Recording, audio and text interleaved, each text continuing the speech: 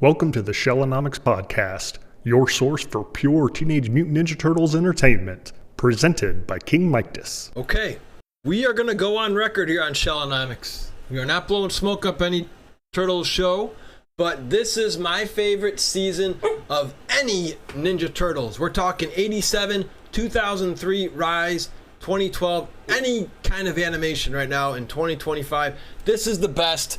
My good friend TMNT Dare Talk Christian is here to break this down with me. Now, I don't know if this is your favorite of all time, but I was just rewatching these to prepare, and oh my god, are we gonna have fun today, dude? Are we gonna have fun? Oh man, yeah, I totally see what you mean. I mean, it's. I said it last time. They really, after 3 seasons, they really got their groove. They really were. You get really the feeling that they're allowed to do more stuff. They get a little bit gritty. There's some things in here, some really dark things, some really fun things, cameos, Easter eggs, so much stuff. You really know that the people behind this show, they are fans themselves. They know what they're doing, and they're really giving it their all in this season. Yeah. And they threw everybody in there. So if you guys want to stick around for this whole episode, I encourage you, because I know a lot of fans our age, we're about late 30s, early 40s, and I know, you guys may have grown up with the 87, but you didn't see 2012, but we're going to throw one spoiler early. The 1987 Turtles are back in one episode. I can't wait to break that down. We've got guys who are toys from our generation that actually get an episode featured. So let's get started, man. We start off with the Fugitoid here. Again, like you said in the other podcast we've done here on Shellonomics, we get a new intro to start this with the Fugitoid, and feel free to take it away with episode 1 in season 4, my dude. Yeah, the first episode is called Beyond the Known Universe, and as you said, there's a new intro.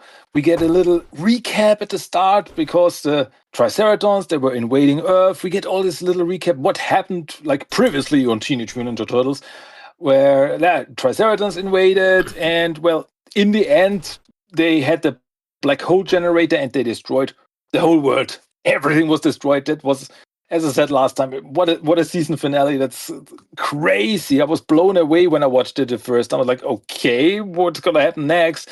So now we see that the Turtles, April and Casey, they are on board of the Fugitoid's ship, and they're in space. They're the last survivors of Earth. And the Fugitoid is able to travel back in time 6 months so that they can work together to stop the Triceratons from getting the parts. There are 3 parts of the black hole generator, and they have to go after them to find it before the Triceratons find it. And so, yeah, this is the start of like the space arc of the 2012 show. We had it in the 2003 show, and now we have it here, Turtles in space. And yeah, like the Turtles, they get some new space clothes, and that also had some toys. April and Casey, the same thing. And yeah, they want to get the parts of the black hole generator, and they during the travels they land on a different planet, run into some aliens, weird stuff happens, crazy stuff happens, and they run also into a new bad guy called Drag. Lord Drag, yes, you may remember him from the classic cartoon. He's a bit different here. He's like this insect master from this insect planet, and well, the Turtles run into him, cause him trouble. So from the start, the Turtles are like, okay, we made ourselves a new enemy. And well, the episode ends with the Turtles flying away and running into an armada of Triceratops spaceships. So, whoops, how will they get out of this? So, yeah, right from the start, crazy space adventures. They throw everything in there. It's crazy. Yeah. Really weird. Just another great story. And like you said before, great series always have great stories that connect with one another. So we get the first half, we're in space, and the second half just gets to be total chaos. I wanted to pick your brain really quick just because the 2 people I always want to be on my team if we're ever doing Turtles trivia is Michelle Ivy and you. So the question I got for you here is, now when the Fugitoid announces himself, he says his name, I believe it was Zatan, something like a Z, and I always thought it was Gerald Honeycutt. So I know I didn't ask this before the year, but just is there any resemblance why they changed his name? Because I always thought it was Honeycutt, unless I'm wrong. Yeah. His full name here is Satan Honeycutt. Okay. But I gotta say, I think the name Satan is new from this show. Okay. I cannot remember that it was mentioned before because it was always Professor Honeycutt in the 2003 show and just Honeycutt in the Mirage comics. But as far as I remember, the first name Satan is original for this show, as far as I know. Okay, very good. Yeah, because I was like, I don't recall ever hearing that. I wanted to ask Christian about that when we went live. Okay, very good. Thank you for that. And let's go into episode number 2. Which is called The Moons of Thalos 3. And yeah, as I said, turtles run into Triceratons, big space battle. They get shot down. They land on like this ice moon in space, and they have to get some stuff to repair the ship. And there they run into two Salamandrians, which is this race of like lizard aliens, who the neutralizer is also. And one of these two is a woman, a lady. And Raphael from the start is like, she's kind of nice. So he immediately has a crush on her. And it's so funny because he cannot really spell out her Salamandrian name. It's like, if I remember correctly, Githba, and it's like I cannot spell it. But there's this picture of this drawing of a wonderful woman on Earth called Mona Lisa, and you remind me of her. So I'm gonna call you Mona Lisa. So yep, this is Mona Lisa in this universe. And well, they have to work together so that they don't freeze to death on this planet. We get ice dragons, crazy action, and well, in the end, the Turtles and the Salamandrians, Cell Commander and Mona Lisa, they are on good terms. They are friends. And, well, the spaceship is repaired. Turtles fly off to new adventures. Yeah, good stuff, good stuff. And it's crazy how this show does it. Now, in the 87 series in 2003, they had characters, they were just like almost... 2003 had better closure with the new characters, but this one I even enjoy the stories. Like the next one we're going to get. I never thought we'd ever get an episode with Wyrm, the old Ninja Turtle toy from our generation. If you remember in the toy commercials, he had that little 2 seconds in a commercial, like an animated form of Wyrm, and I thought they did a fantastic job. I can't wait to have you break this one down for us in the weird world of Wyrm. Try saying that 10 times fast. Oh boy. That's a really cool episode, really cool story, gotta say, because the Turtles, as I said, Wyrm appears in this episode. But he's not just a worm mutant. He's like this super powerful entity who can grant 3 wishes, and the Turtles, they wish for some stuff, but unfortunately, when you wished all 3 wishes, Wyrm is freed, and he's like this super powerful, omnipotent being that can destroy planets with just a snap of its fingers, Thanos style, and that's very unfortunate. But in the end, Casey is able, because he was turned super smart, he was wished super smart, he's able to trick Wyrm into giving him another wish, and he wishes that nothing of this ever happens, so it all goes back to the way it was. Wyrm was never found, Wyrm was never freed, so the universe is safe. And yeah, it's a completely different interpretation of Wyrm, but I thought it was really interesting. I'm always interested in this super powerful godlike creatures, and how they can be stopped when they are free. It's a very cool storyline, I gotta say. Very interesting version of Wyrm. Yeah, it's a cool episode, I gotta say. Yeah. Before we dig too deep into the feels here, we got to talk about the funny little show. Like you say, every season they got a new show. How'd you like Chris Bradford's Too Rough Crew? Yeah, it's wild. It's wild.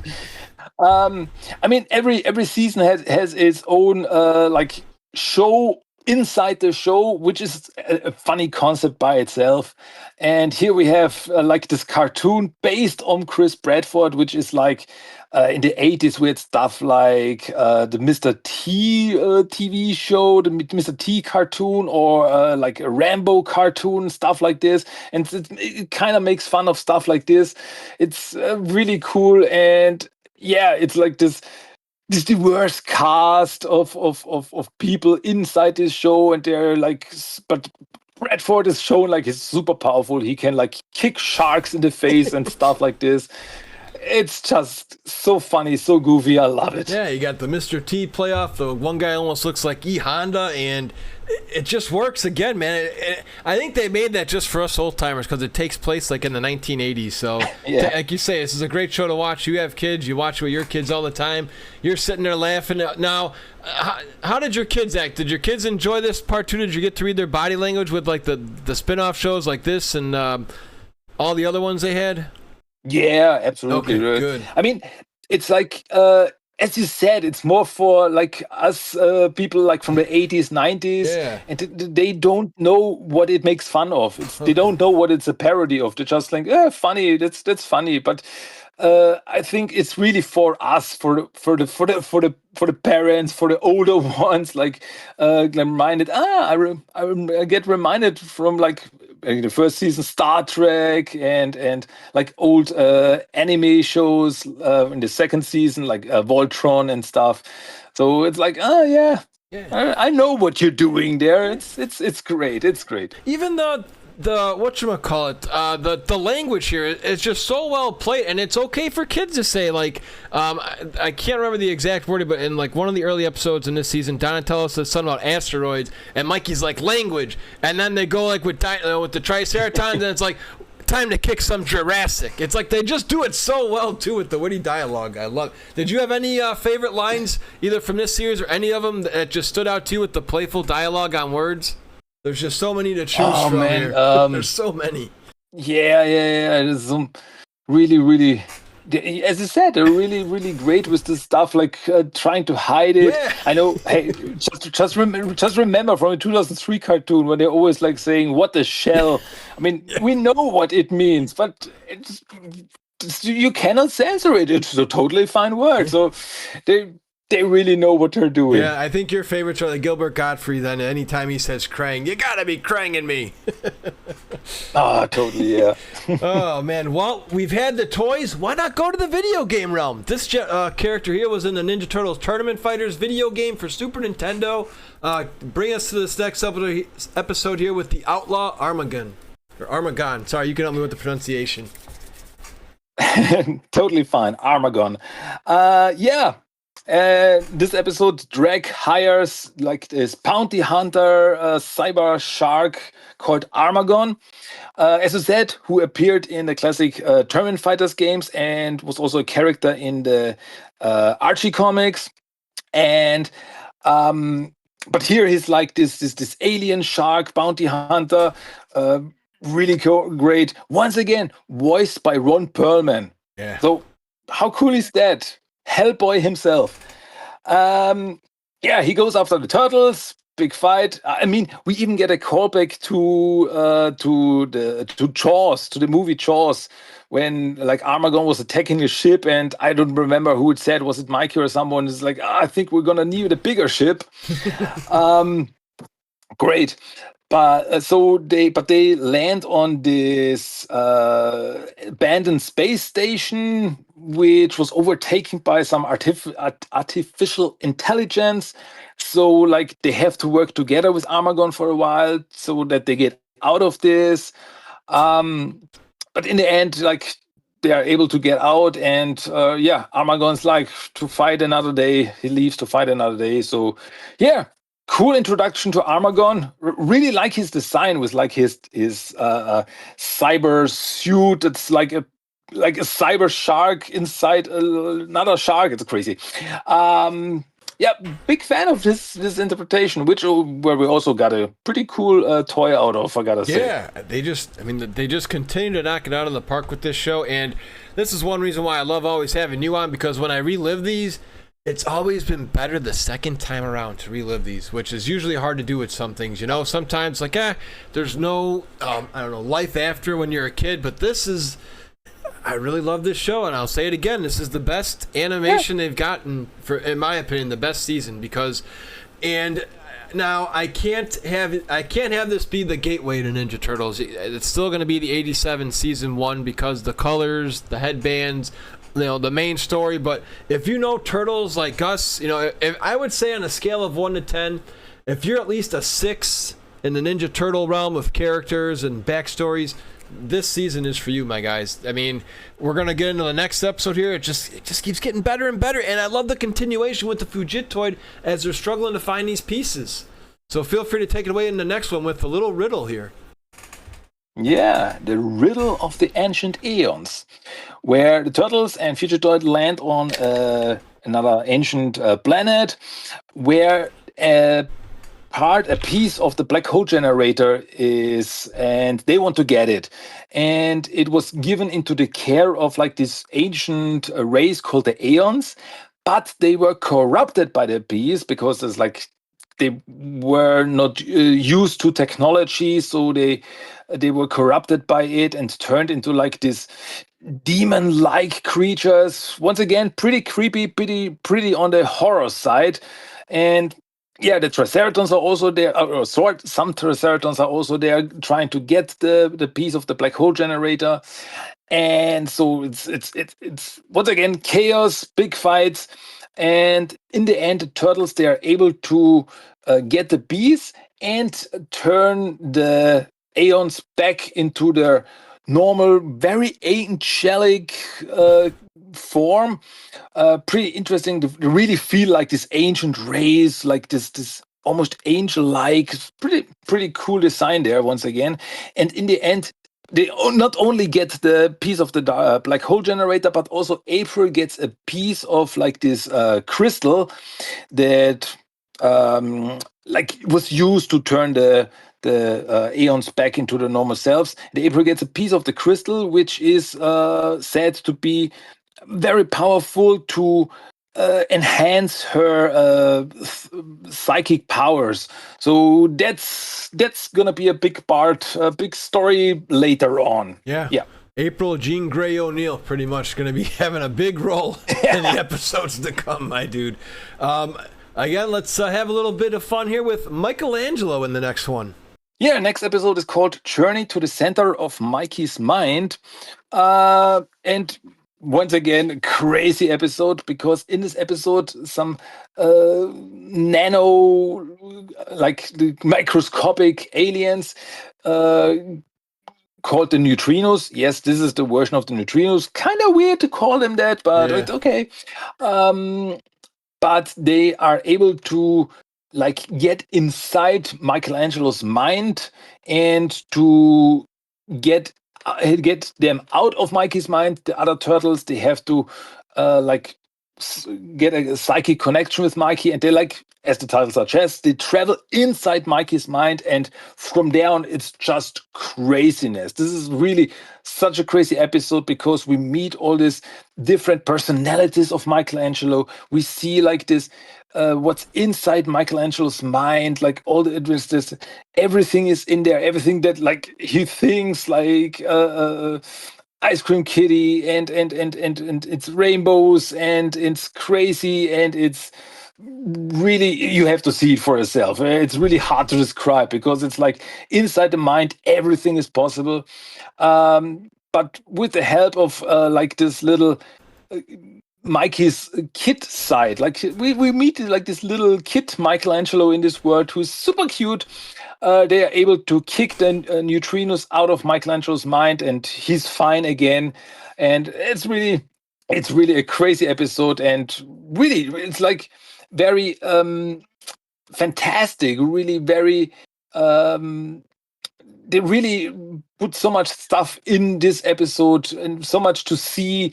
It's as I said, you gotta really see it for yourself. Now, as we know, I am a Michelangelo fan, always have been, and he never gave us Scream too much in the 87 show, but in the 2003 and 2012 series, these voice actors did a phenomenal job. Which Scream do you like better? For me, the 2003 one makes me laugh a little bit harder, but I also enjoy Greg Sipes' Scream too. Yeah, absolutely. But I think I'm with you on this, on the same side with you, because I really remember Michelangelo's screaming in 2003 when something really scared him. I just remember, like in an episode, I think it was the Garbage Man episode, when they were attacked, and Mikey was really screaming with this high-pitched scream. It's like, wah! Yes, I can scream like a girl, you know? Yeah, exactly. That's exactly how I like it. Just It's pretty much just like a little. I immediately got it in my head. Oh man. Oh gosh. Well, the show continues here with Shellonomics. We got another one coming for you with. I thought it would have been a cameo of Carnage from Spider-Man, but not quite. Yeah, even though the title of the episode is called "The Arena of Carnage," and well, here we have like this classic Triceraton. Gladiator style episode when the turtles are captured and they're like thrown into this Triceraton battle arena. They team up with another caught Triceraton, and they like have these battles in the arena while the others, like the April and Casey and the Fugitor, they try to get them out of there and get the piece of the black hole generator back that the Triceratons took. So really cool, once again, really cool action scenes. In the end, they're able to do so, like get everyone out again, but cool gladiator style. I thought it was kind of sad that that we did not meet this version's this universe's Traximus in this world, because I thought, okay, Gladiator, Traximus, it could have been him, but it wasn't, unfortunately. But overall, a really cool episode, really cool action scenes. So yeah, if the turtles go to space and they run into Triceratons, sooner or later they land in a gladiator arena and have to fight for their lives. I think it's the law to do this. I think we said it plenty of times here. We're probably sounding like broken records, but we just want any viewer here to appreciate the animation and the fight scenes in all of these episodes, because back in the day, and you'll see it actually in a couple, we won't talk about it, you'll see it in a couple episodes. They pay homage to our buddies, how they used to fight 20 plus years ago, but just it's just the motion is great. The weapons are used heavily here, and as you said, just every episode is there's I can't wait for more and more fighting, but my God, it's just insane how well done the animation is for this. And here comes another war. What is it good for? Absolutely nothing, but we do have a war in Dimension X. Yeah, here the turtles go to Dimension X to meet the Utrom Council, because they know where to find the next part of the black hole generator. And this is the episode where we get some more information about the Krang, about the Utrom, how they are connected. And as it turns out, the Utrom, they were the original ones. They're like, okay, we were Utroms, but then Krang Prime came in and took over the minds of some of the Utroms and turned them into Krang. So yeah, like the Utroms, they were all peace-loving, but we find out that one of them was not. That was Krang Prime, and yeah, took over the minds of them, of some Utroms, turned them into Krang, built his own army, and yeah, and what else? Yeah, so of course the Krang, they attack. Once again, Krang Subprime is there, big fight. Bishop is there, that we met before. And the other Utrom councils, what is it? Queen, Rook, Bishop, and Pawn. Yeah. And yeah, so there's this, as the title suggests, there's a war, Utroms versus Krang, turtles in the middle of it. It's really crazy. And yeah, in the end, the Krang are defeated for now. Krang Subprime is defeated. And the Utroms tell the turtles where to find, to which planet they have to go to find the next piece of the black hole generator. How do you like Fujitoid so far in his character development? Oh, he's very interesting because we see that he's a good guy, voiced by David Tennant, fantastic voice, and he's so cool. He's super smart, but on the other hand, he can also be so funny. And I mean, we know by this time we know how he got turned into the future droid. He was a normal scientist, and his mind got transferred into this robot body. But it's like there's always some mystery behind him. It's like, okay, there's something more that we gonna learn about later.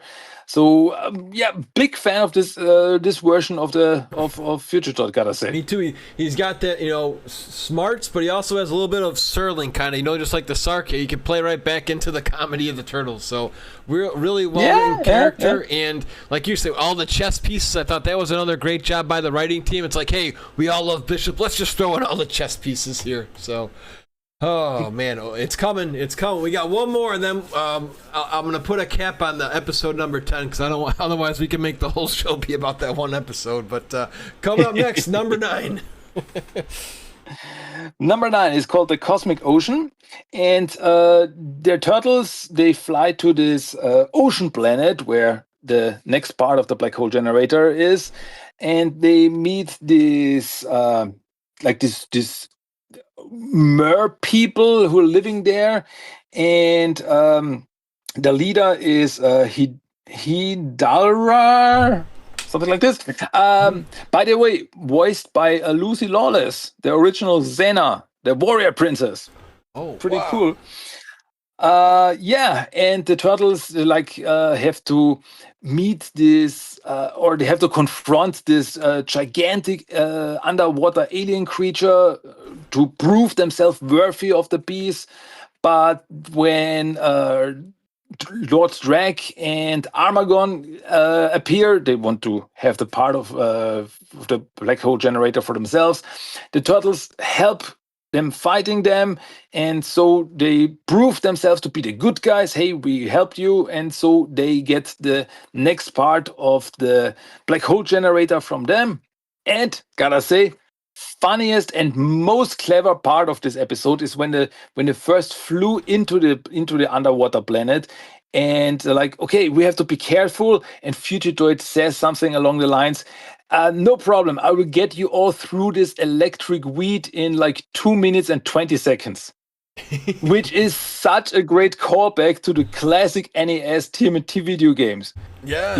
When they're in the second level with the electric seaweed, and you had 2 minutes and 20 seconds to get all the bombs.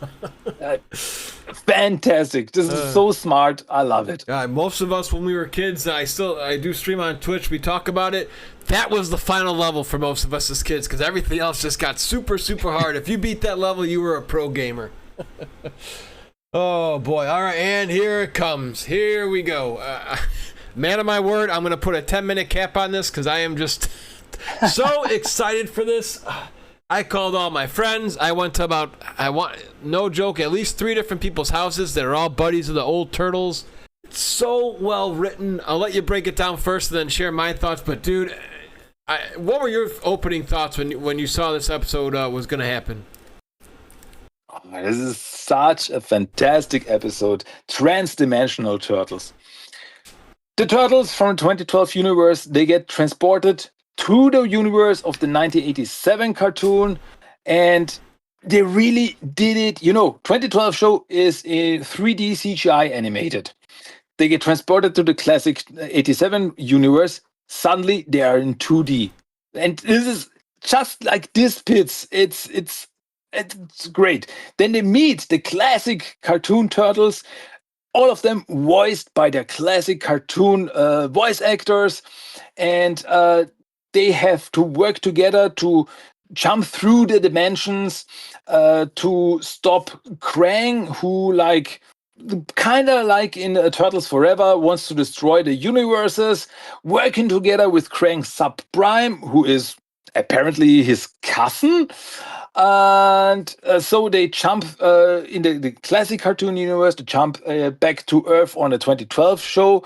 They jump even into the black and white comics, which is also like shown through panels, and it's just the art style, all of these different art styles.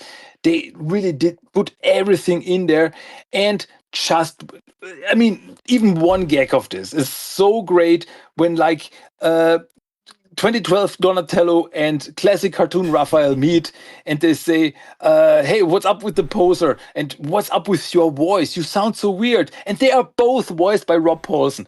It's so, like, all these meta gags. I'm such a big fan of this. I love it. It's such a good episode. And there's only one thing I gotta say that I really think is bad in this episode, and that it's only one episode. They could have made it like 2-parter or like a longer episode, anything like this. I would have loved it to see more of this. Hey, come on, take it away. It's just great. It's your turn, please. Sure. Well, that's the one thing I had to say too. It's like it's a 9.9 out of 10 because at the end we see Tiger Claw. We're like, oh my God, this is going to be awesome. One of my favorite bad guys from this series is going to fight the OG Turtles, and it never happened. Spoiler, it just never. There's something that happens in season 5, but nothing that we thought was going to be like that. The ending of the episode's kind of like what they show in a previous episode, that just little minute. That was one we watched from last season. If you guys missed that podcast episode, be sure to check it out. So for me, you hear the music. Now, they didn't have the rights to the original Fred Wolf song, but you hear the music. You see them with the eyes almost like the 2003, because you don't see their eyeballs when they first come up. The music's there. I still got chills watching this a couple days ago as I tagged you in our Instagram post, and then you see the big smile. And I'm like, those are my boys. The animation, how hard were you laughing with the fight scene with Krang, with Leonardo holding his swords and just kind of walking around? That part I thought was hilarious. Yeah. We all know they would have had Shredder back for sure if, rest in peace, James Avery, but they got Pat Fraley back from Krang here. Like you say, what is there to hate? This was what, for me, I think Turtles Forever could have been. I still love Turtles Forever, and I think they used that as inspiration behind this. It's very impressive, like you said, that they got this all done in about a 30-minute episode. We get the explanation of Krang, why he was banished from the 87 series because it was Krang's subprime. Hearing Gilbert Gottfried diss Krang, you're a moron! Just great. The Megan Fox Easter egg joke. No, it's Megan Fox and the smart aleck comment there. I mean, like you say, how do you pick just one spot? Raphael's fighting. He does the gimme a break and throws the pizza like he does in the original cartoon. I mean, the fighting from the Turtles is great. They all want to go for pizza. And they're like, we're ninjas. You can't do that. Another one. How hard were you laughing when Seth Green's Leonardo says, enough with the turtle power? Yeah. And one thing I got to say, a little note here, is that in the German dub, even there, they took the extra mile and got three of the 4 voice actors back. Oh my God, I was going to ask you that just now. Just Leonardo is a different one because the Leonardo voice actor retired, but the other 3, Mikey, Rev, and Donnie, they brought the classic cartoon voice actors back. They really went the extra mile, and this just, thank you. Chef's kiss. Absolutely. I swear I was going to ask that, but you're like, no, come on, Mike. There's no way they did that. And it's really cool you actually pointed it out on your own. Yeah. And they even made spin-offs of this too. If you ever go on, there's a mobile game from, I can't think of the name right now, Chris, but there's a mobile game that's on Steam. And it has Krang Subprime in there, so that's kind of a little spin-off. There's a Flash game that's on a website. I forget what it's called. The Portal Power was that. Yep, that's the one. And then there's actually a Flash game that I streamed on YouTube. If you haven't seen it or if you haven't played it, I can try and find it for you. Where you actually fight as the OG Turtles and you fight Krang, and it's like in a 2012 version. If you haven't seen it, I'll gladly show you the video. It's a Flash game that I think was on Nick's. Okay. Yeah, and it actually had the voice of Krang in there. It's a little repetitive, but for its worth, it's free and it's a must play for any OG Turtle fan. I guess it's really hard to pick. And plus, it was cool because they got to see Splinter because they're continuing the story of season 4 together too. The last time we saw Splinter, he thought he was gone. He got stabbed, and they see him. And I don't know why this one makes me laugh all the time, but just hearing the Cam Clark Leonardo, wow, your Splinter is strict and tall too. He says it in such a high-pitched voice that I'm dying every time I hear that. So, oh yeah, there's really nothing bad about this. Turtle Sub Prime was great. I thought it was so cool. All the old voices were there. I'm sure it had to be weird for them calling each other like, "Hey, look out, Michelangelo!" You know, just saying their own words. The Booyakashas are in there. Yeah, there's the only thing that, like we both say, we're slightly disappointed was you see Tiger Claw erupt and nothing ever happened with that. But if you guys stick around, you might hear something about these guys coming back in season 5. Oh boy. Well, my good man, feel free to take it away with our next episode. Next episode, back to our classic Turtles, Revenge of the Triceratons. In this episode, well, the Triceratons, they attack the spaceship with some, it's like TMNT meet the Gremlins. Because we have these little space gremlins that are causing havoc in the spaceship, so the Turtles have to fight them off as the Triceratons try to get the pieces from the Turtles.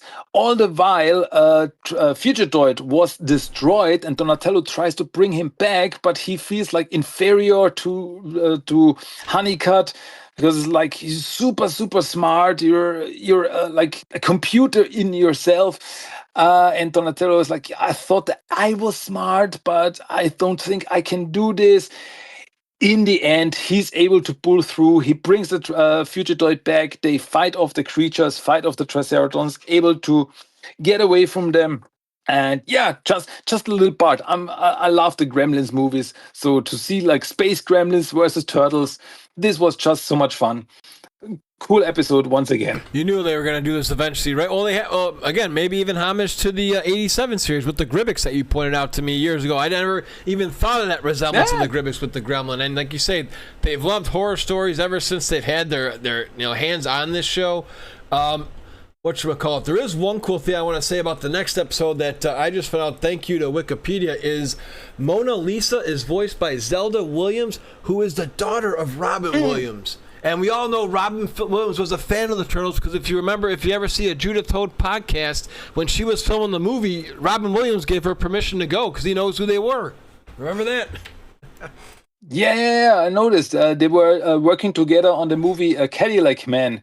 And then Judy Folk got the invite to do the TMNT movie, and she didn't know anything about it. But then Roy Williams came in like, hey, come on, I know that I read the comics. You have to do this. He was responsible that we got Judy Folk for the movie. So there's a connection here. And yes, as you said, now Zelda Williams, his daughter, is the voice of Mona Lisa. So it all comes full circle. It's cool. It's just such a wonderful, again, gotta love Ninja Turtles. Gotta love them. The show goes on here with our next episode. We still got a lot more to cover, dude. I hope you got enough energy. I don't drink Monsters, but if you need one for this one, I totally get it. Yeah, we're putting it through, as always. Next episode, The Evil of Drag. Yep, the Turtles, they get a call from Mona Lisa for help because they were caught by a drag. So the Turtles go to his home planet, like this insect planet, really yucky, gotta say. I'm not a big fan of like spiders and stuff like that. Anyway, Turtles go there. And it turns out that it was a trick to lure the Turtles there, to catch them. And Raph immediately loses his mojo. It's like, Mona Lisa betrayed me. She does not like me anymore. But they did not have a chance because their home planet was under attack of Drag, and he would have destroyed the Salamandrians if they would not cooperate. And then Raph finds that out, and so he's back, and they fight off Drag and Armagon together. So yeah, that's pretty much it. An adventure on the insect planet. Yeah, so it's funny. So you like the spooks, but spiders is where you draw the line. Well noted. Oh, gosh. Well, and how did you like them actually throwing Lord Drag into the show? I thought it was great because we never heard of this guy for years. Yeah, since the classic cartoon, he was never mentioned again. And as the 2012 show does, they reinterpreted him and they put him into this show to make him work. And I really think he's really interesting, really cool. Um, there's one thing in this episode when Raphael fights him and like his head flies off and it shows like a robotic head underneath. And I was never sure, is now Drake is like part robot? Is he like an insect alien? Is he part robot? Is he both? I was really confused by it. But the whole thing, I really like Drake's design, like this insect-like creature.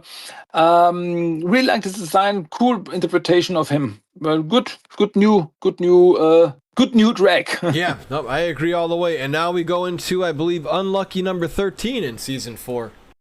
The ever-burning fire. Well, in this episode, the turtles go to like this fire lava planet where the last part of the black hole generator is, and there they first off run into like a little alien turtle baby that Raphael immediately adapts and calls it Chompy Picasso. But like Chompy's mother has something against it, which is this like gigantic alien turtle called Tokka. Yes, that's this universe's Tokka. No connection to Raza or anything, just a completely other thing. And well, they almost get destroyed by it. They're able to escape with the part of the black hole and with Chompy. But in the end, the Triceratons, they are able to get their hands on all three parts. So it feels like it was all for nothing. And the Triceratons on the turtles, they are on their way to Earth to stop the Triceratons once and for all. Yeah, so Raph got a new pet. A fire-breathing alien baby turtle. Who has nasty farts too, apparently, according to Raphael with the fight. Must have eaten too much hot stuff. But next episode here, Earth's Last Stand, you'll be breaking it down, but I just had to say right here, they shocked me here again. It's got to be hard to do, because you're writing to kids, but it's not as predictable as you think how these plots twist and turn. They got me on this one with Earth's Last Stand. Yeah, this is like the finale of the space arc, but there's so much happening in this episode. Like the turtles go to Earth to stop the Triceratons once and for all. And as it turns out, the Fugitoid, Professor Honeycutt, has his own little backstory. As it turns out that he was the creator of the black hole generator. He built it. And so, like, turtles are not sure, can we really trust him anymore? And so they fight the Triceratons. Everyone's there. And at first, it seems like everything is turning out the way it did before again. But, like, Splinter is not stabbed by Shredder in the last minutes. At first it was like, will it happen again? Does this have to happen? But Splinter is able to stop Shredder and beats him up really good. And in the end, the Fugitoid is like, hey, I'm sorry that I did not tell you all the truth, but I did not want this to happen. So he is like the one who flies with his spaceship into the Triceraton spaceship, destroying it, destroying the black hole generator, and destroying himself. But there's one last scene. So this is the end. Earth is safe. The Triceratons, the black hole generator is destroyed. Everything's cool. Shredder is defeated for now. But in the last moment, we see that the destroyed body of the Fugitoid is flying in space, and his head lights up like there's still some energy in him.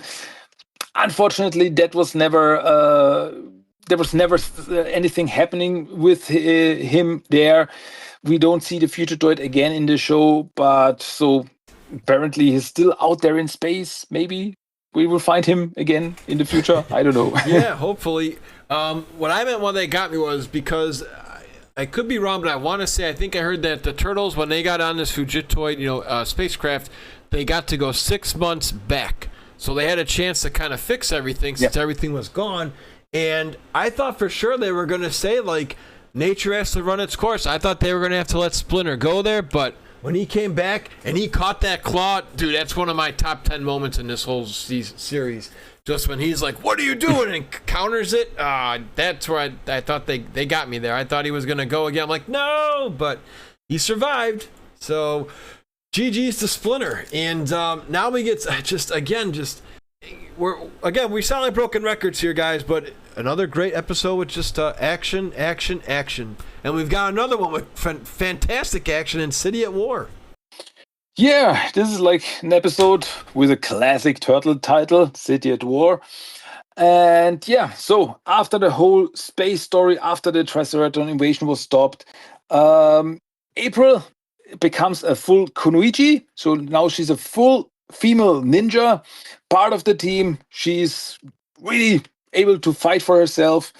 And the turtles, they run into Karai, who is no longer under the control of the Shredder, because at the end of last season, the brain worm was gone. She's no longer controlled by Shredder. And she tries to rebuild the Foot Clan as a force for good. And she teamed up with an old friend from Japan called Shinigami, who is like this ninja witch. Pretty cool new character that we haven't seen before. Really interesting character there. And she wants to attack Shredder, like stop Shredder's like criminal empire, destroy all his the money that he has and the weapons, like destroy his weapons and that are hidden throughout the city. So they they run into Shredder's goons and they have a big fight there. And in the end, we see that Shredder is really hurt from the last time that Splinter fought with him.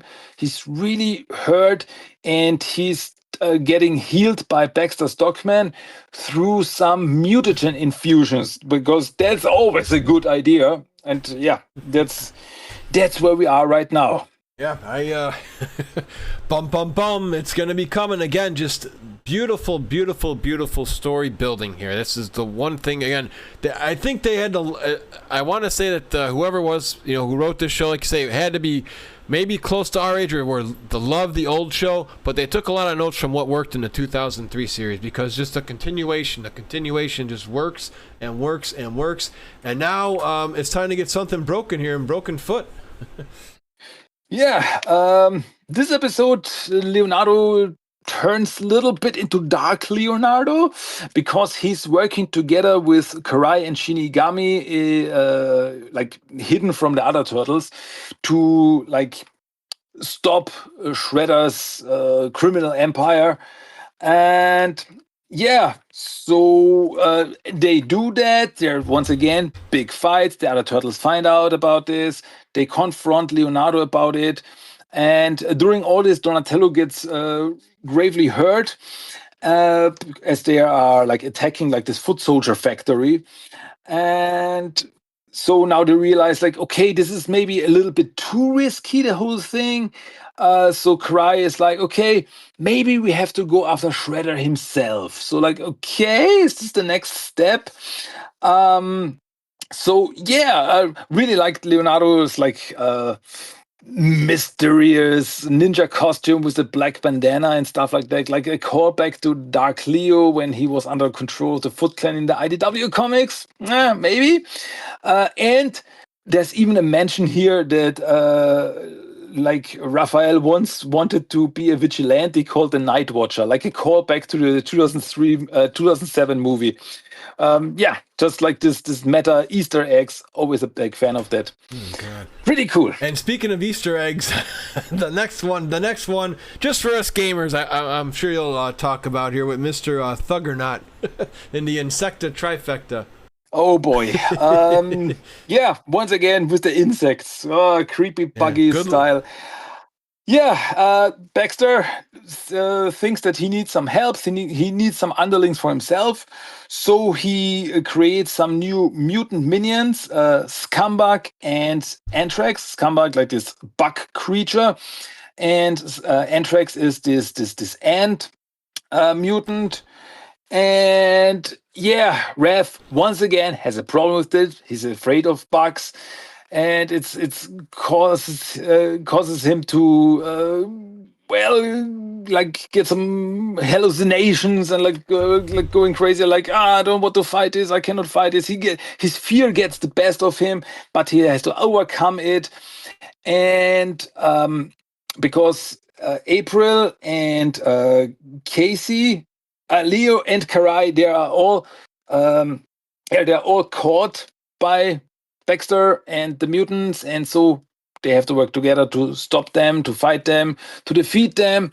And there's even in this episode, there's one of the most, I gotta say, most disgusting scenes in the whole show when Rev is hallucinating because he's getting attacked by the bug mutants. He's hallucinating that Mona Lisa suddenly appears in front of me like, Raphael, come here. And they start kissing. But in reality, he's kissing like Anthrax, the ant mutant.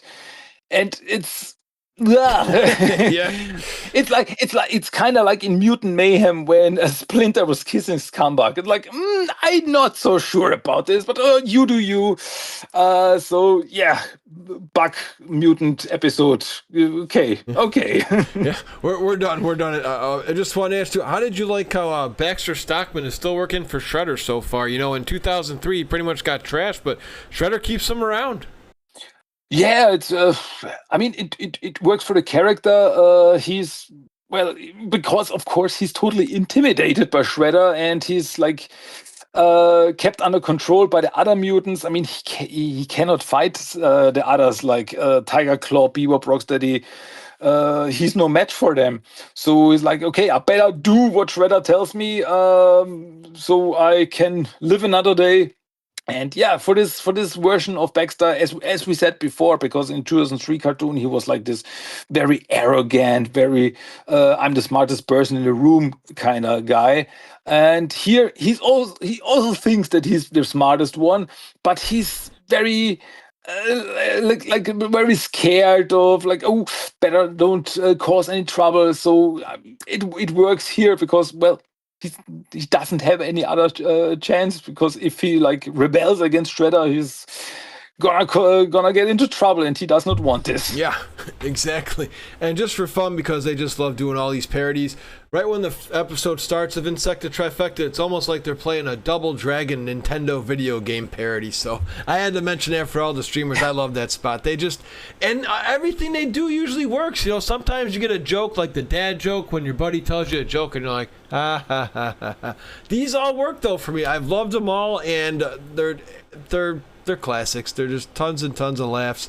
We're getting to some really hardcore parodies in another episode after we talk about Mutant Gangland.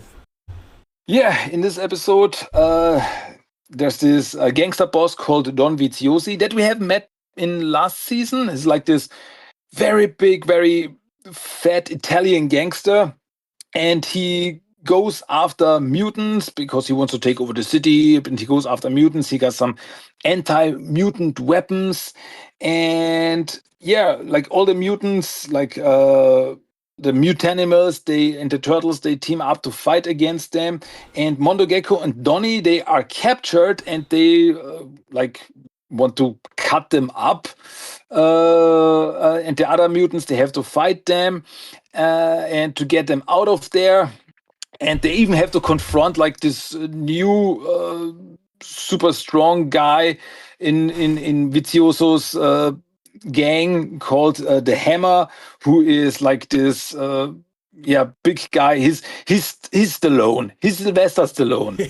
He totally looks like Sylvester Stallone. Like Bradford was Chuck Norris. Now we got Sylvester Stallone. Yep. And we had Bruce Lee too. They fight them. Yeah. we got all the ninjas here. Yeah, absolutely. And yeah, but in the end, Donnie and Mondo Gecko are saved, and Don Vizioso and his gang are defeated. So that's the end of that. What I love too is just the life lessons they teach in this show too. It's not always, say no to drugs. Like they talk about anger issues in here and just how it can, hurt one another. And it's just like to not hold on to that anger and grief. Like if you got a buddy and you have a little fight, tell them you love them and shake it off as best you can. Just another good life lesson here from Splinter. So just like the 87 show, you learn a lot of good stuff here, kids. It's like those, you remember the 80s cartoons? What was it? I think He-Man and Captain Planet, like they always had those like kid messages at the end of shows. So I like how they throw them inside the episode. It's not like anything extra. So...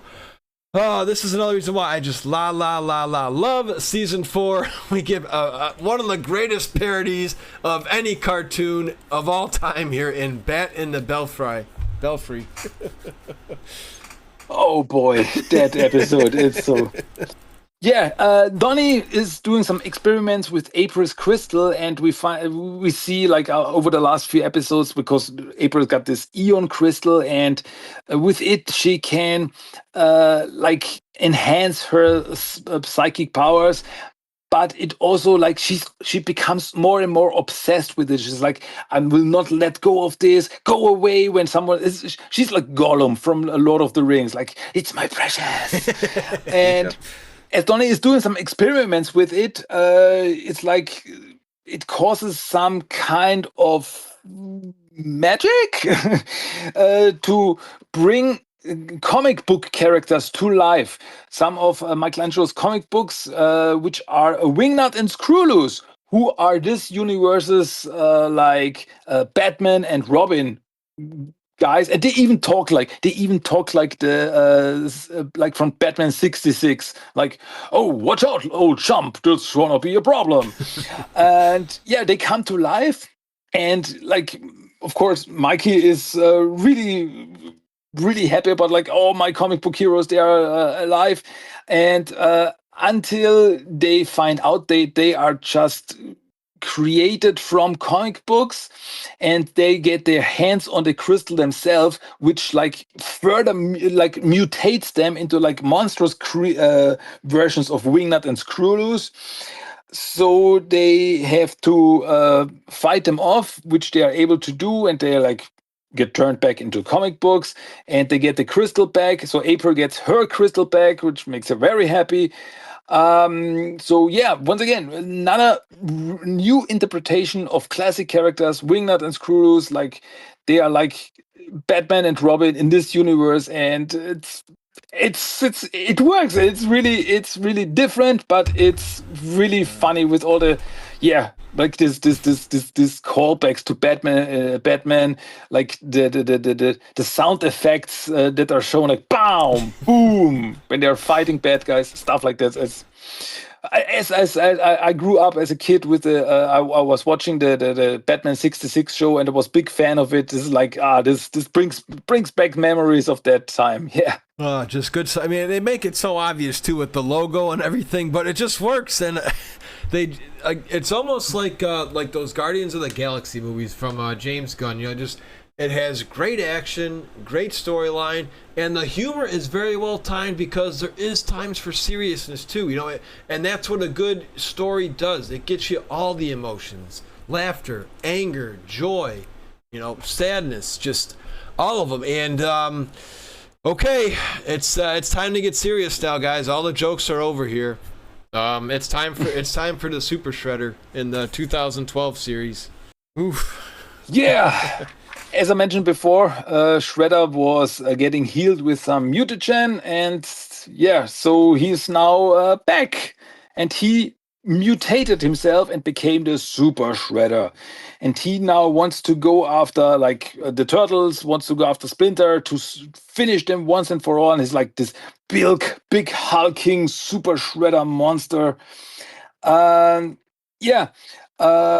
He captures Karai and challenges Splinter, and the Turtles and April, they get confronted by Tiger Claw, Raza, and Fishface, and they have like this big fight in the underground, like under the city.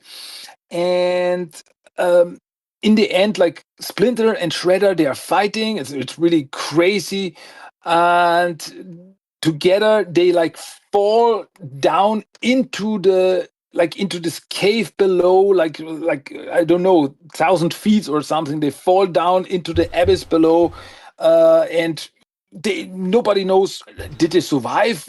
Are they now both dead?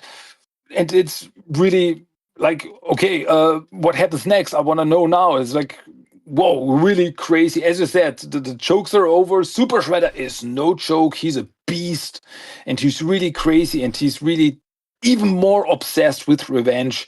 This crazy is just sorry that I gotta say it that way, but he's a psycho. Yeah, and that's what I really enjoy about this show is because it's similar to the 2003 Shredder where he's all serious. And he's so psychotic in his mind with what he's made up about Karai. Like you said in previous episodes here on Shellonomics, he is just evil, and that's what I love about it, is because we get a character that we can hate, and it's okay to hate. They continue and continue. Splinter and Karai continue to try to get the good out of him. They try, and there is just no release of any good intentions anywhere. It's always disgusting, despicable, and that's what a good villain is. You get Magneto in X-Men, who's got his ways, who can be a good guy, some other anti-heroes, but just Shredder is just pure evil, and I love that they stuck with that and they didn't change him.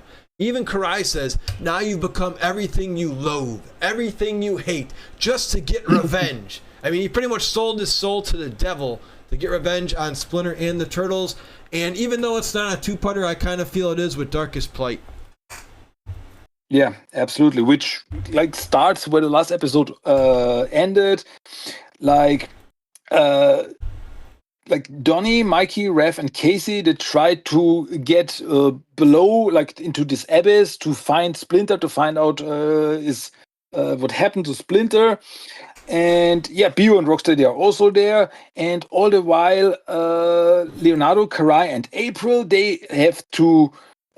they get confronted by Super Shredder, so they have this big fight there, which in the end, April uses her powers to throw a whole whole truck at Shredder to stop him for now. But at the other on the other side, the Turtles, they try to get to Splinter, and we see what happened. Because Splinter really fell down. He was really hurt. He survived, but he was really hurt. And he's confronted by none other than the Red King. Because this is the place where Splinter and the Red King last fought. And Red King fell down into this abyss, into this cave. And he's like, haha, I'm still here. And he tortures Splinter. And in the end, it turns out that he was never really there. He is dead. Splinter finds his dead body. As you know, kids show, yeah. There's a dead body there. And which is a callback to Splinter's story from the City at War comics. Great. In the end, the Turtles are able to find Splinter. They bring him back.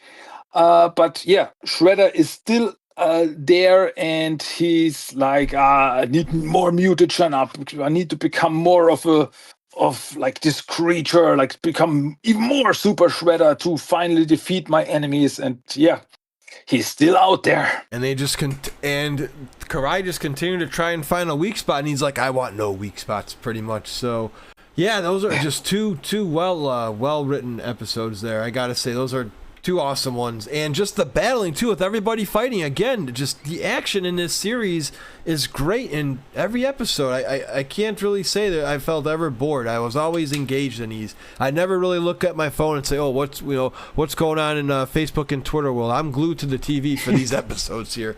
And even another one that's good with the Power Insider, with a huge shocker. Oh yeah, this episode is all about April. Because her powers, her psionic abilities, they get stronger and stronger thanks to the crystal that she has. As it turns out that there's this spirit of an old Eon inside the crystal, which is corrupting April, turning her more and more powerful, but also more and more aggressive and even evil. She goes after some guys and throws them around, and the Turtles, that have to try to stop her, hey, April, this is not you. You are not evil. And which brings us to the big shocker, where once again, this show does, when the first time I saw this, how does it come back from that? Because Donatello confronts her and April with her powers, like zaps Donatello from existence. She like really destroys him. He's like poof and gone. I was like, wait a minute. Does this really happen? It was like crazy. But as the other turtles there confront April, like, you did this to Donatello, you destroyed him, you killed him. And she, like, really, in the end, she is able to come back and destroys the crystal, and is able to use her psychic powers to get, like, all the particles and the pieces of Donatello back together and brings him back to life. Like, whew, that was a close one. And so, yeah, April now loses the crystal, but she says that her powers, they got more stronger. And really crazy. Just for the moment when Donatello gets zapped away and like gets destroyed, I was really like, okay, so what next? Crazy story. Great episode. Yeah, just the hits just keep on coming. And we have a huge, we're trying to find out, are they ever going to be able to stop Super Shredder, who is, like you said, obsessed with getting stronger and stronger. And Stockman continues to tell him, it's not stable yet. It's just not good for you. But he wants it. It's pretty much like somebody who's addicted to sugar, except this is a way worse than sugar addiction. Coming up next, though, we got another return of a friend who was made their debut here with Toka coming back. Yeah, next episode, Toka versus the world. And yeah, Toka, the gigantic kaiju turtle, comes to Earth, and she wants her baby back. She wants Chompy back. And so she's stomping through the city like Galactus style, stomping through New York City, causing chaos, causing destruction. Turtles try to stop it. And Bishop is also there with the Earth Protection Force. They are fighting her, but they don't really stand a chance. So Raphael, in the end, he has to confront Toka and give Chompy back to her. But we see that Chompy really loves Raphael, and Toka sees this and gives Chompy to Raphael to take care of him, even though Raphael knows that Chompy is now a little baby turtle, but he will grow and he will become like this gigantic kaiju monster sooner or later. And that will be like, then he will have to let him go, like get him back into space. But for now, he is in Raphael's care. And yeah, so nice little happy end, very, very heartful story there. Like Raphael really loves his little baby turtle.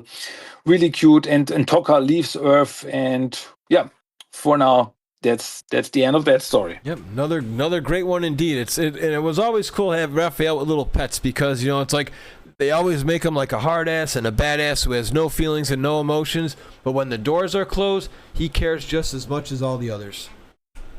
Oh yeah, absolutely. All right, well, coming up next, my favorite character from this show in regards to the bad guys gets his own like standout episode, and I thought this one was great with a huge surprise. Yeah, the Tale of Tiger Claw.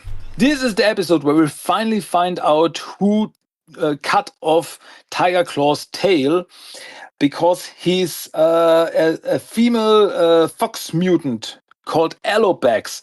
Appears in New York City, and she goes after Tiger Claw. She has like she stole this cursed blades, and she goes after Tiger Claw because she wants revenge on him, because she blames Tiger Claw, who we also find out that his real name is Takeshi. And because she blames him for her mutation, and it turns out that she is Tiger Claw's sister, who was also experimented on by the Krang, just like Tiger Claw was. She was the one who took his tail when they broke up, and now she's back after him, and they fight, and the turtles get caught in this, like because Casey gets cut by these cursed blades, and then he has very bad luck, like he almost gets killed. So the turtles have to go after Alobax, because the blades, they have to be destroyed, so the curse is lifted, and Casey does not get killed. And And that happens, everything fine there. But in the last moment, like Alopex confronts Tiger Claw, and she's like, okay, I let you go, I'm out of here.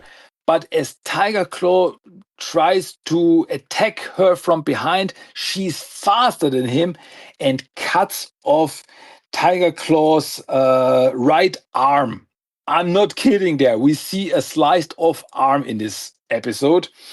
And then she leaves. Now Tiger Claw is missing an arm. That really happened. Once again, big shocker that I did not see coming. Yeah. It's almost like, again, this was before Saturday Morning Adventures, but do you get that kind of vibe too, Christian, where they just love pulling in turtles from every universe into this show? IDW, original cartoon, toy line. We're going to have some movie references coming up next. Does it give you that kind of a resemblance too, how they just throw everybody in there and it works? Yeah, totally. Just with Alopex, because Alopex was an original character from the IDW comics, and they brought her in this universe, which really surprised me because the IDW TMNT comics were pretty fresh back then. Like, okay, they like, as you said, they put callbacks from 2003, from the 87 cartoon, from movies, and so on and so forth. But for IDW, that was a big surprise, and they're really able to make it all work, to really feel organic in this universe. So yeah, as I said, you really get the feeling that people behind this show, Ciro Nieli and his team, they were fans of the TMNT. They wanted to do the best show that they could, and they really delivered. They really did their best that they could, and it's a big fan of this show. It's just one of the best, I gotta say. And we've got 2 more episodes still to come. With one, we can get one little joke in here though, because there is a funny Easter egg here for the OG Ninja Turtle fans that happens thanks to the Chris Bradford TV show. But after that, then we can get back to being serious, right, Christian? Oh boy, yes. We're nearing the season finale here, with episode 25, which is called Requiem. And in this, Super Shredder is back, and he's once again ready to get revenge. And he attacks the Mutanimals base at first, where Karai is also hanging out currently. The whole Mutanimals, they are no match for him. Like, Super Shredder destroys them all, defeats them all, knocks them all out. But as Shredder and his goons, they split up. The Turtles also have to split up to, like, one part goes after the bad guys, and one of the others go after Shredder. And yeah, so what is it? Splinter, Raphael, Casey, April, and Slash, they go after Super Shredder. And the others, Turtles and Leatherhead, they go after Shredder's henchmen. And just one first shocker is here that Leatherhead is fighting Razar, and they are both falling into the water, and Razar drowns here. We really see he does not come up after the fight with Leatherhead. He drowns. He's dead. So, like, okay, big shocker there. But then Super Shredder gets confronted on a rooftop. Big fight there. And at first it seems like, the good guys have won. Shredder fell off the rooftop, but he did not. He goes after Splinter. He attacks Splinter and stabs Splinter once again through the heart, killing him once and for all, throws him off the rooftop. And this brings us to, like, this moment where April, with her powers, throws Shredder off the rooftop. Shredder falls into the garbage truck, like in the 1990 movie. And, like, there's a scene where Casey, like, pulls the trigger to crush Shredder. And as you remember, in the 90 movies, it was like this kind of funny from Casey, like, oops. And here we have Casey, in all seriousness, pulling the trigger to crush Shredder, and he's like, oops. Like, no fun in there or anything. And really, but Shredder is not, he's out of the picture now, but he's not defeated. But Splinter is dead. Really, he really dies there. And it gets me every time. Every time when I see this episode, it gets me. Just the moment where the turtles are next to Splinter's lifeless body, and Michelangelo is there crying, and he's like, "Papa," and it breaks my heart every time. Yeah. And how can you do this to me? Yeah. Every time it's really, dude, this show, it got all the emotional beats. It's heartbreaker. Yeah, and just like you said, I mean, you know, if we did this head-to-head, who's on top, it's Shredder. Shredder has beaten Splinter in just about every season ending here. Season 2, Season 3, and now Season 4, he finally gets him in Endgame. I'm really going to miss this Splinter. It was very sad to see all the turtles with like the flashing before their eyes pretty much were Happy Mutation Day from the first episode to, just Splinter hugging everybody. And yeah, it's a shocker. It was like, and I'm sure you're like, it's like, sometimes if you talk to that girl or guy you used to like, and it's like, how could you break my heart again? Because we just had this last season with Splinter dying. It's like, yes, he dodged the claw stab earlier in this season, but he still goes down. He kind of foreshadows his death when he talks to Leonardo about being the leader, and Leo's like, what are you talking about? You're not sick, but that happens. And just... Besides just two other cool Easter eggs, again, this is why I encourage anybody who was a fan and grew up with the 87 series to just give this a watch, because if you like the original cartoon and the Chris Bradford tapes, for some random reason, I don't know how much Kool-Aid or Pixie Sticks these guys are having while writing this, the Carter mutation is in the episode, and the Chris Bradford guy kicks him off the building. It's like, and that's kind of how most people felt with that mutation anyways. It's like, what the hell is this? And he just knocks him right off. And then, of course, the Wolf Hotel. Another little Easter egg to our buddies Fred Wolf. So, just we still have one more to go, Christian. I hope you can endure, man. It's I think you can endure now because we're like, we got to find out what happens now. Super Shredder is reigning supreme. Splinter is gone. And the other thing I wanted to point out too with these fights, guys, that we're not really giving too much detail because again, Christian is a very talented at doing these one by one. I hope if you guys stick around, we're gonna share his channel where you can listen to episode breakdowns one at a time. We got to give credit to the writers, and again with the fighting, because we don't really talk about the gauntlets that are going to happen and have happened. Fish Face, Razar, Bebop, and Rocksteady. In the show I grew up with, they were down in 10 seconds. These guys made it like you could believe that they were still going to take the turtles down. Wouldn't you agree? Like when Tiger Claw fights these guys in the final episode, Tiger Claw, in my opinion, does the best out of all of them. He did better than Super Shredder. So, feel free to take it away, my dude. I can't wait to hear your the breakdown and then your opinion on the final because to me this could have been the series ending, but they must have had a contract because they were doing so good. They got one more year out of it, but take it away, my dude. Oh boy. Yeah, final episode of the season, which is called Owari, which means the end in Japanese. And yeah, the Splinter is buried at the O'Neill farm, and the turtles, they're like, okay, this is not over. We have to finish Shredder once and for all. So they find Shredder's hideout, and they fight through all the bad guys before. As you said, there's really characters like Tiger Claw and Fish Face and so on and so forth. They are not like knocked out with a pizza to the face. Yes. They always cause trouble. They always have to really give their best to defeat them. They're always a big problem. And here we have the same. They go through the fight of Fish Face first, then they go after Tiger Claw, who has now like this robotic hand, where Alopex cut it off. And once again, big fight there until they are on top of the building and they are confronting Super Shredder. Oh yeah, by the way, I forgot. They even confront Baxter Stockman and use some retro mutagen to turn him back into a human. Which is, by the way, this is the last time that we see Baxter Stockman in the show. He's turned back into the human and runs off. kind of funny because he's like, "Why did you demutate me? I liked it being a fly."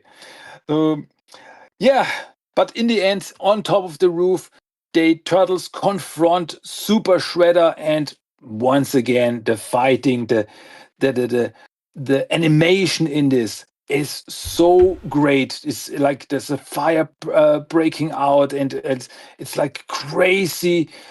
It's so good, and in the end, Leonardo is the one, just like in the classic comics, like in Return to New York. He's the one who jumps at Shredder and uses katana to like finally defeat him, like decapitate him, finally destroys Shredder. And yeah, so it is over. Shredder is finished. It's done. And yeah, Turtles are victorious, but who knows what the future will bring. Their father is gone. They're alone now. But yeah, Shredder is defeated. The Foot Clan is no more. That part of the story is over. And as you said, this could have been the series finale, but you get one more season, which, in my opinion, also works because it ties up some loose ends that we still have. Like the main story is over, so next season, I gotta say, is called Tales of the Teenage Mutant Ninja Turtles, because there are like some tales that are just stories that are still told. There are like some loose ends that are tied up. But yeah, if this was the series finale, I would have said, okay, it works. It totally works. The main story is over now. And what a finale that was. It's like a roller coaster of emotions. And dude, got nothing else to say. Yeah, I think roller coaster is probably the best word to describe this entire season. This is why I said it when we started this about an hour and a half almost before we went live. I said it a couple times here. This is my favorite season of any Ninja Turtles. What are you missing here?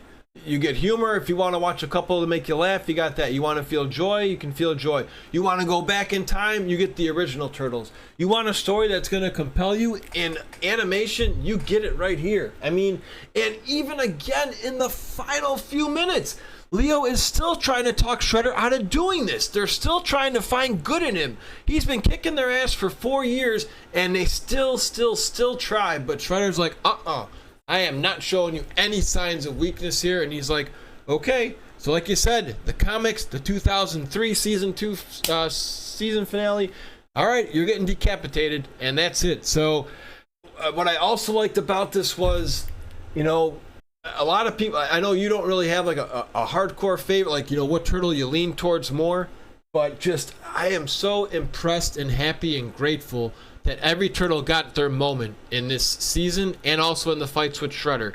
One at a time they were getting picked off, but just like the bad guys we talked about earlier, Christian, it looked like any of them could have knocked him out. Raph coming in with rage, Mikey with the cool, we didn't even talk like the cool camo turtles, like they again, I know we've done this cool like extra camo just for I guess just to stay more focused, or maybe a good luck charm, but I thought that was pretty cool. And the other funny thing is when you I guess because I want to end this on a laugh anyways, we try to send people home happy here, is I can't now I remember we talked about this in the Fred Wolf saga. Donnie calls Michelangelo Mikey only one time, and in this series, because my name is Mike, he gets so pissed off at Michelangelo, he says Michael. I don't recall the Turtles ever calling another turtle Michael, ever. That's how pissed that Donatello got. So that's another fun little Easter egg, little trivia plant there. But yeah, you get mentions of the old Turtles, the Random Carter, toys with Wyrm, Triceratons are kicking everyone's ass, Fugitoid. There's death again in a kid show. There's still the spooks that you like in here. You get jokes with the Adam West. I mean, final thoughts here. Again, I'm going to ask you, and I'm sure it's going to be an NO in all caps exclamation point times 100, but is there anything you would have changed in this season to make it any better besides that Tiger Claw spot that we talked about, besides that little hiccup of the OG Turtles not getting a second episode in this season or more storyline? Boy, I cannot really think of anything because it's really this season got everything. Just the thing that I mentioned, that the crossover with the classic Turtles, it could have been longer, it could have been a two-parter or anything. But besides that, this season has everything. The first half of the season is like, it's all kind of connected. We got like two big story arcs in this season. First is the space story, the space travel adventures. Then the second half is like this ninja war with Shredder, and he's becoming Super Shredder in the end. And it's like really, it all comes then to the finale with Shredder and Splinter's death, and it's just so much going on. It's funny, it's crazy, it's very inventive. There's so much in this season. It got everything. As I said before, really, after like 3 seasons, you really get the feeling. So okay, they can do this. They can be dark and gritty. They can be funny. They can like give us some Easter eggs, some meta humor, and like all of these things, like callbacks for classic TMNT fans that kids would not get. But like I'm sitting in front of it, like I know what you're doing there. This season really has everything. Really the best of the best of this show. It really shows how good this show is and can be. Yes, really, just nothing that I would change about it. Yeah, very underrated too, because not many people talk about this like they do our original show and the 2003 show. I encourage y'all, if you get any time, to check this out any way you can. The DVDs, I would think nowadays, if you don't have any streaming services, the DVDs shouldn't be that expensive. I believe you can buy seasons 1 and 2 together. We highly encourage that here, and just it never gets boring either. I mean, Shredder gets stronger and stronger every season. It's not like the '87 show where it was, yeah, we're gonna stop him and that's it, he gets away. It's like we're here to destroy you and end this. So we're living in the 2012 series here, saga here in Shellonomics, but our good friend Christian, who is not a ghost, but on his show he lives in the past, present, and future, and he's keeping you up to date with all the newer comics in the Ninja Turtle realm. Christian, if people want to get into the more modern Ninja Turtles and also the past, where can they find you? Yeah, you can find me on my own podcast, which is called Teenage Mutant Ninja Turtles: The Talk. Find the podcast, check it out on Spotify, Apple Podcast, and wherever else you listen to podcasts.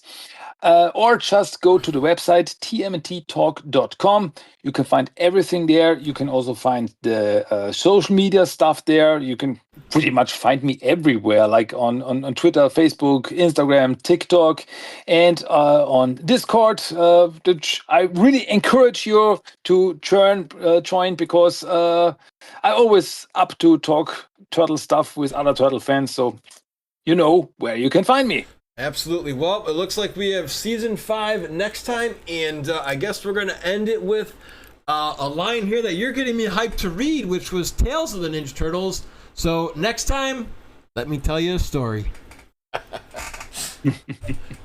Sounds good.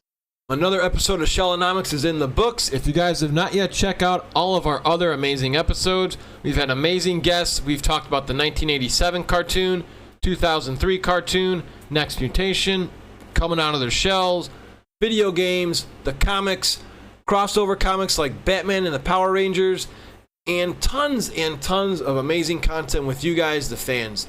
Be sure to stop by our YouTube channel, Spotify, and Twitch. And if you have somebody who'd like to be on the show, get in touch with us at kingmikedas@gmail.com. That's KINGMIKEDAS@gmail.com.